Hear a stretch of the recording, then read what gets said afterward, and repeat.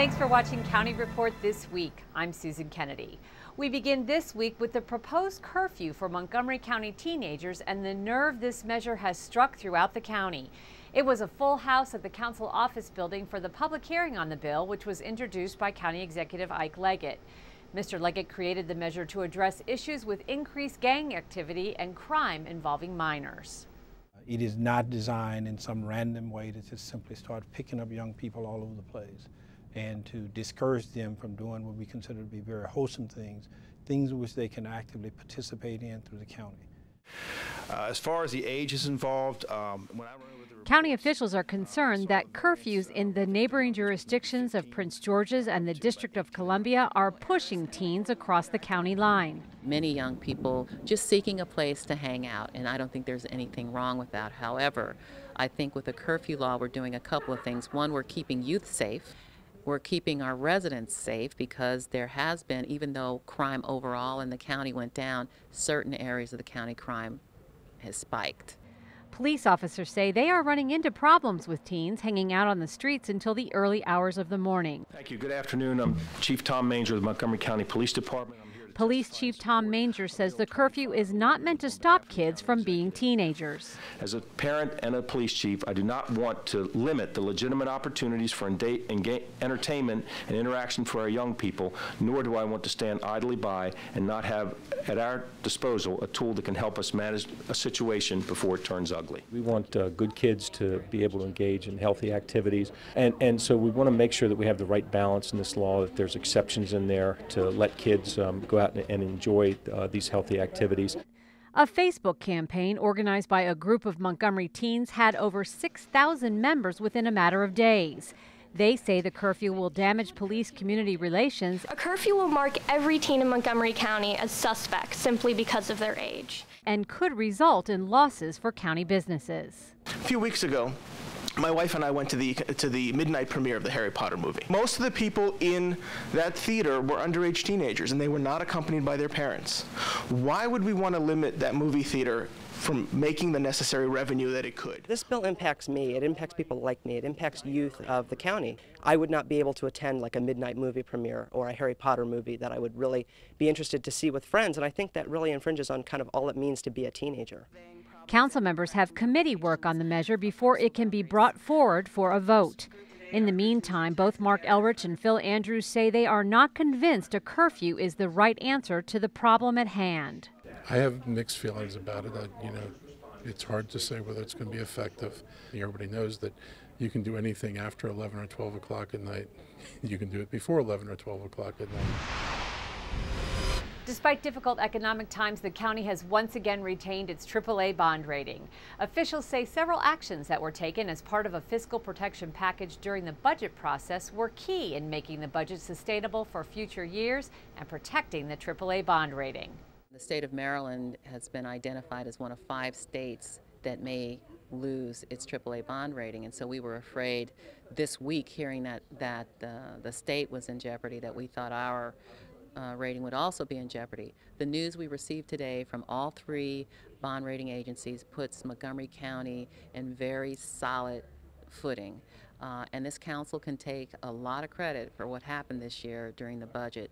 We actually went above and beyond what the county executive sent over in his budget proposal, and we ended up securing what we believe the county for years to come in terms of some of the very difficult decisions that were made, as you know, by the council. With the excessive heat across the region, the Montgomery County Fire Department has been extra busy taking emergency calls about heat exhaustion and transporting residents to the hospital. Fire Chief Richard Bowers is urging residents to stay cool and continue to take preventative measures. Here's Lorna Virgili with more. Lorna? Susan, with the temperatures still reaching the high 90s, the fire department has been transporting an average of 6 county residents to local hospitals on a daily basis. And that is why they want to make sure the residents understand the need to take safety precautions. We've seen a number of heat exhaustion incidents, a couple of heat stroke, which is the worst type of heat exhaustion, but it's impacted heat exhaustion-wise the residents, those that pass through Montgomery County, and even our troops because of the number of incidents that we've run. It just takes an enormous toll on our guys and girls out there running the incidents. Among the recommendations, increase fluid intake regardless of activity level, and don't wait until you're thirsty to hydrate. The key is this right here: hydrate, hydrate, hydrate. Try to stay out of the sun as much as possible. Wear loose clothing as much as possible. Light clothing is extremely helpful. And more importantly, try to curtail some of the outside activities that you may have scheduled. Especially for those most at risk, like children, the elderly, and people with pre-existing medical conditions.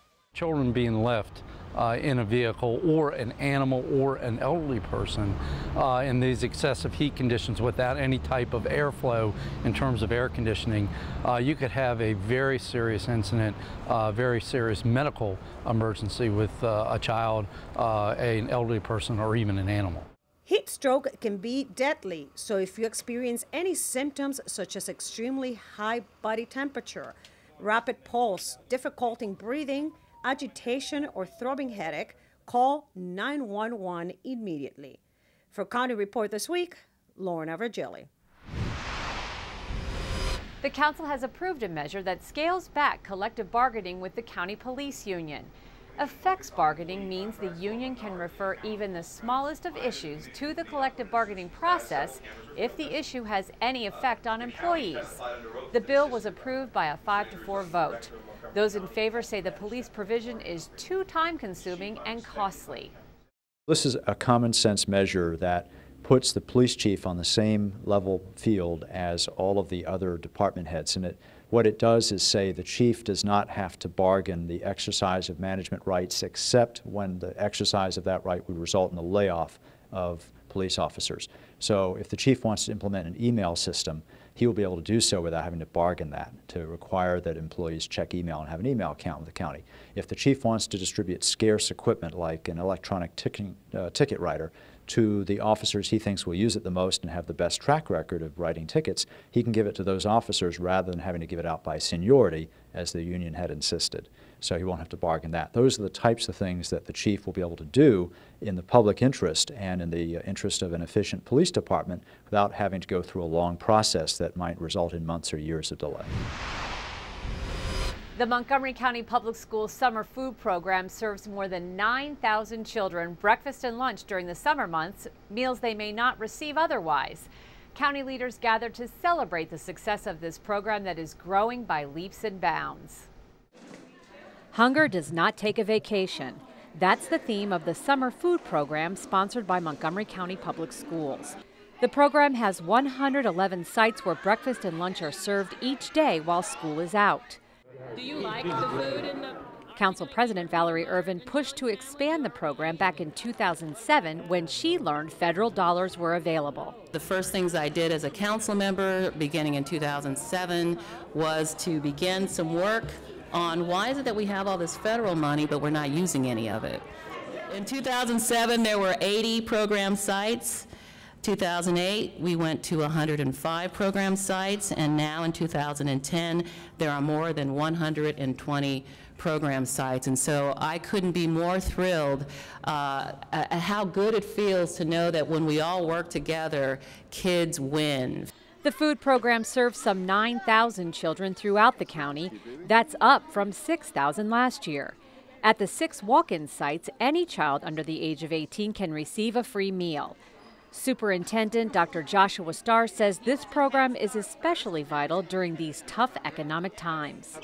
Unfortunately, we still have kids who are in need and kids who may not get a healthy meal during the summer, and we want to make sure that our kids are well taken care of. Many families in this cluster on average make about $40,000 a year, and these kids get free meals during the school year, but when it's summer, no one's taking care of them, and so we're very concerned about the rest of the kids that don't have access.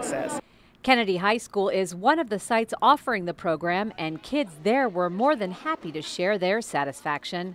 What would happen if you didn't come here? I want to get the good nutrients that I usually get. Estoy llevando a los niños para lunch y desayuno. Ojalá que el otro año tenga. So I've been taking my children to the lunch program, and they were also able to take advantage of the breakfast program. And I hope that next year that it will also be available so I can use it. The program is available through August 19th. For more information, visit montgomerycountymdschools.org/parents and visit the Summer Meals Program link. Still ahead on County Report this week. Believe it or not, it's that time of year again. School supplies are on the shelves and Montgomery County Public Schools are doing their part to help some families in need. I'm Rockville 11's Bridget Breuer. Coming up next, we'll tell you how Rockville is about to combat the white-tailed deer problem when County Report this week continues.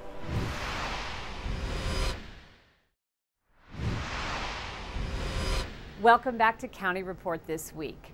The 2011 National Night Out is set to take place next week.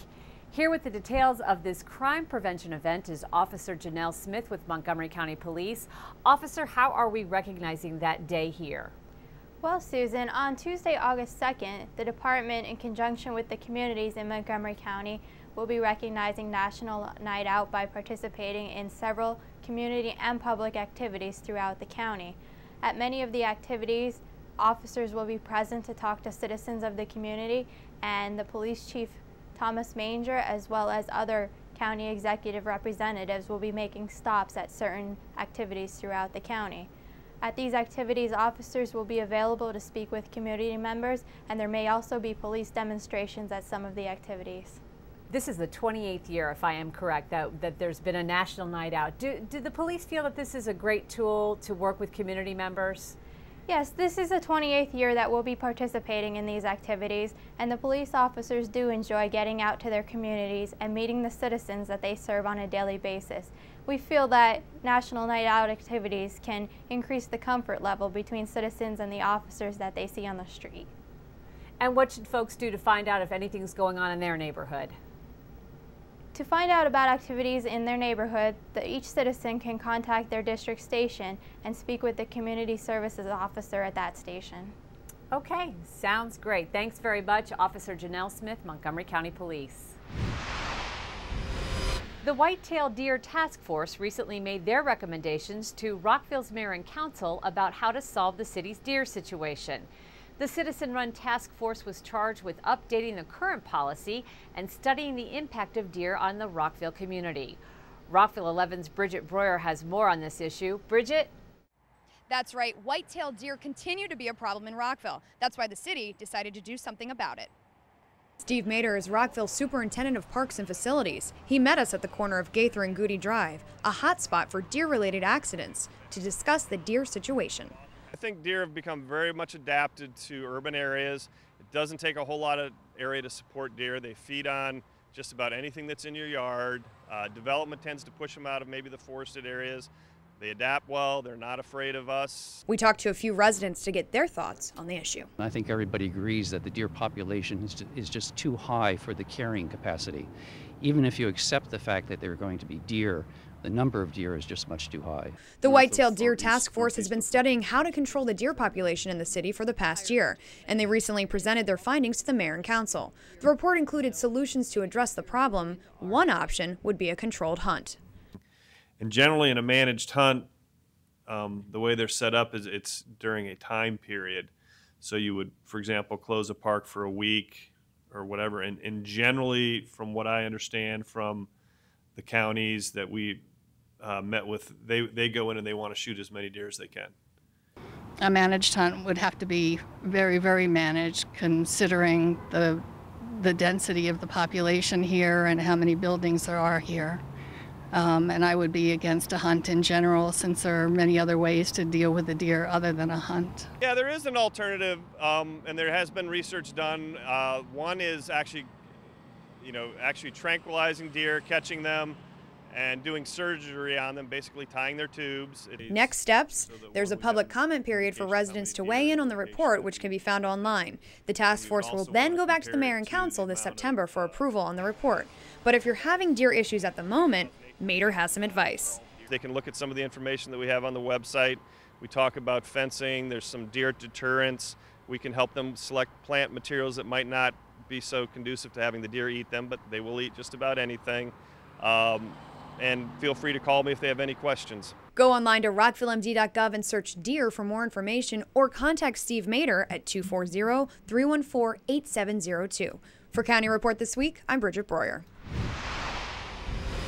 With the start of the new school year just about a month away, many parents are already buying those much-needed school supplies. But for some families in Montgomery County, finding the money for notebooks, pencils, and calculators is not always easy. But at a recent event, many families got a helping hand in preparing their children for the new school year. Here's the story from MCPS.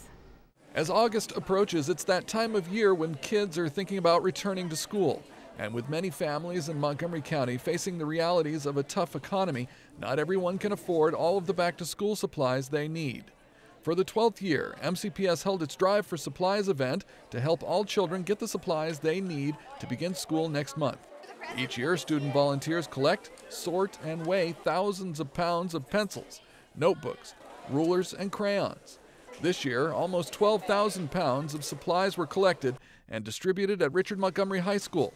Drive for Supplies is an end-of-the-year collection of used but usable school supplies, and it's real important because there really are people here in Montgomery County as well as all over the world that need these supplies. And a bag full of broken crayons to somebody might be, I'm going to buy a new pack next year, and to another student it really might be like a present.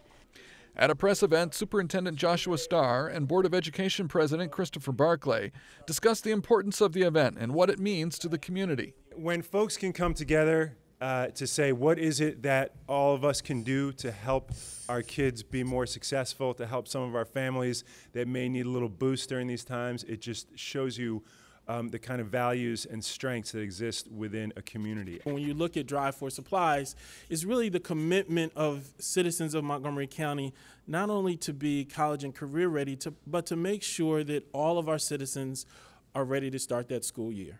Families from all over the county came to get supplies. I think it's important because there's a lot of families in our community that can't afford a lot of the supplies that are needed each year. So at least this gives help for them to give supplies that they can't necessarily buy.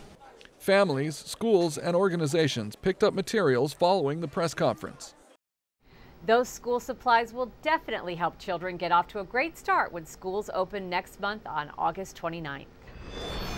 Still to come on County Report this week, we'll tell you about a program that is rejuvenating some sea turtles that were affected by the cold winter. When County Report returns after this break.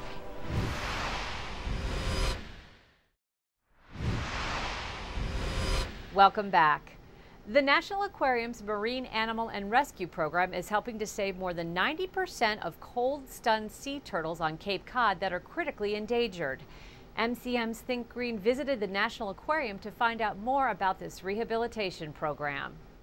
The National Aquarium in Baltimore does more than excite and entertain visitors with a glimpse into aquatic life.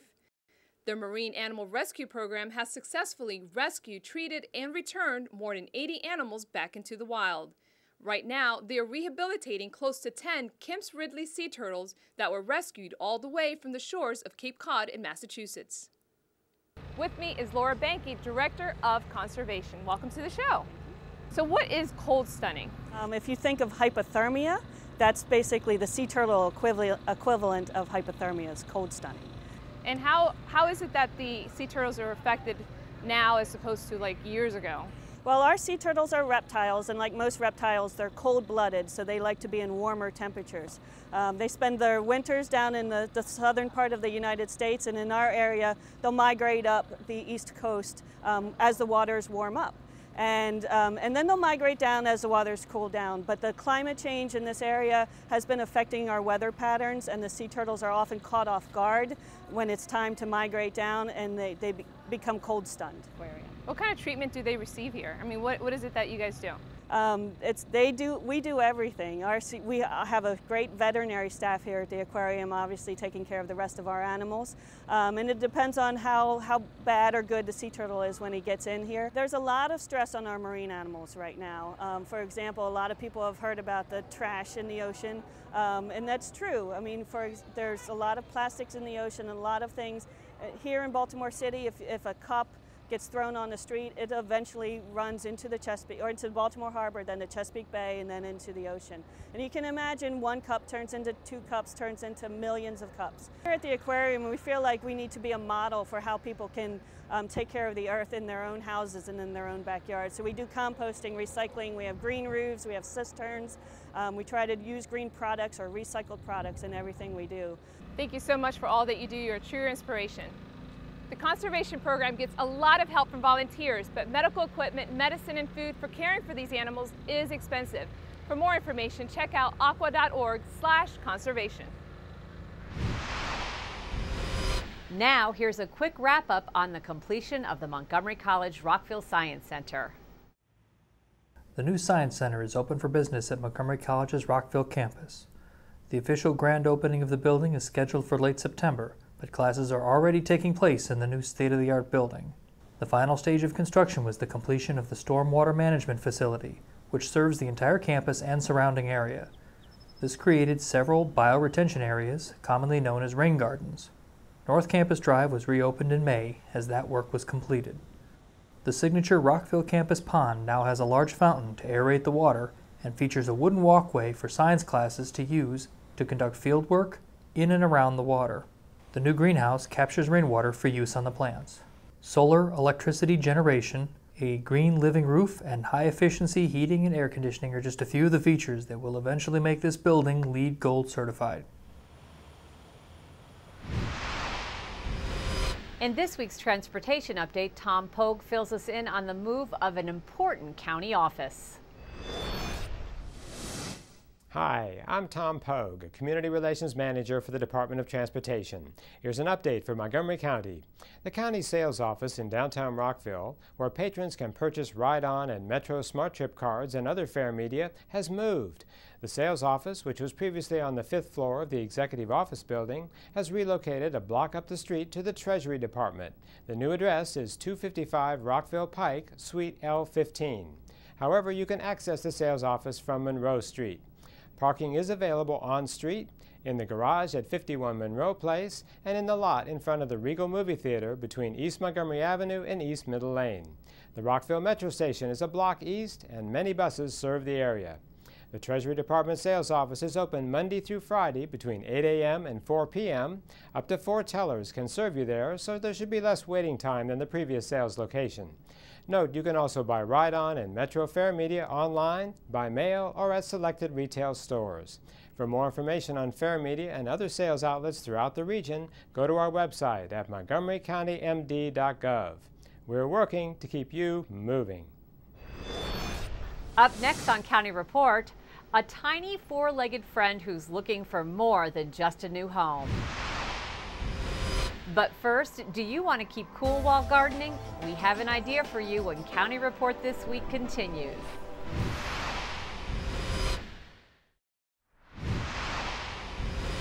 Welcome back to County Report This Week. Now it's time for this week's Brookside Gardens Clips and Tips. Hi, I'm Mark Richardson. I'm the Adult Programs Manager here at Brookside Gardens. I'm standing in front of Herb Hill, one of our edible plant gardens. This year at Brookside, we're really focusing our efforts on growing food throughout the garden. So if you come to visit us this year, you see edible plants in just about all of our display beds. We really like to try to encourage people to grow plants at home, and one of the best approaches you can take is think about putting your edible plants, your tomatoes, your cucumbers in the front yard instead of the backyard. It's a great way to really make sure that you maintain that garden throughout the growing season. You walk by it about 3 or 4 times during the day, and you can pull a weed if you see it or grab that ripe tomato for dinner. Some of the foolproof plants you might try that you'll really have success with. Any tomatoes are really going to be pretty easy to grow, and you'll get lots of great rewards from growing tomatoes. Cucumbers are also very easy to grow, and a lot of the squashes, summer squash, zucchini, those are all really easy to grow. Great ones to try in your home garden, and we really like to try to encourage you to grow them at home this season. In our Pet of the Week segment this week, Kathy Stanhope has a Chihuahua that needs both a new home and a new name. Hi, this is Kathy Stanhope with your Pet of the Week at the Montgomery County Humane Society, and I am looking for a very special owner for a very special little girl. I'm here with a little girl who's so special, she doesn't even have a name yet. She's just being identified with tag 294, and she has been found as a stray. We've just found her. She is about 10-year-old Chihuahua, and as you can see, she maybe has a face that only a mother can love. She doesn't have any teeth right now. She doesn't have any teeth at all, and she needs to be fed wet food because she can't eat the dry kibble. And she's going to need to be handled very, very gently. So we're looking for a very special owner who wants to give this scared little girl a home. She's just realized that she's outside. She's just beginning to shake, but she's very, very sweet. She loves belly rubs. She's very affectionate. I don't know if you can see, but there's something a little odd about her tongue, that her tongue always sticks out to the left side of her mouth. Makes her kind of cute. It's kind of an endearing quality. And she's seeing another big dog off camera right now, so she's just beginning to shake a bit. So she doesn't normally shake like this, but she's just sweet, and we need a very, very special parent to come adopt this little girl, because I think she's got years of love to give yet. Chihuahuas can live another 10 years. They can live a long time, and she just really doesn't like being in the cage. So please, come on down to the Montgomery County Humane Society in Rockville and ask for the little Chihuahua 294. We're going to give her a name soon, but she doesn't have it yet. And come meet her or another dog just like her.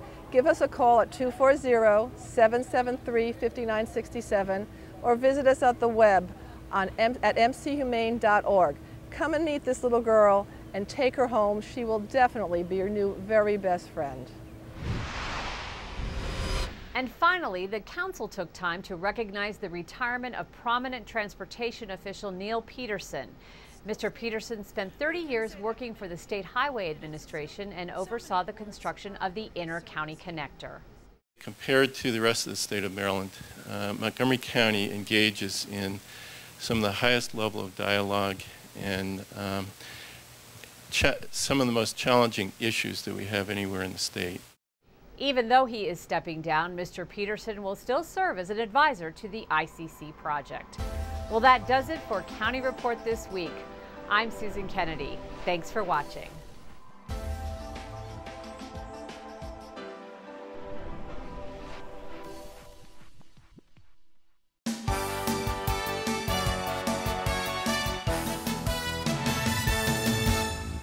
Register now for fall semester classes at Montgomery College. Course listings are available on the web and registration is now online only. For assistance and information, stop by the Admissions and Records Office online or at any of our 3 campuses. Montgomery College now offers a business degree program designed for working adults. All classes are in the evenings, on weekends, or online, so you can continue to work while you earn your degree. Classes begin August 29th. Apply today. Local crafters and artists are invited to participate in MC Marketplace. The Montgomery College Alumni Association will sponsor the juried event in October to raise money for scholarships and alumni events. Apply today to sell your wares and help MC students at the same time. For more information about the endless possibilities at your community college, visit our website.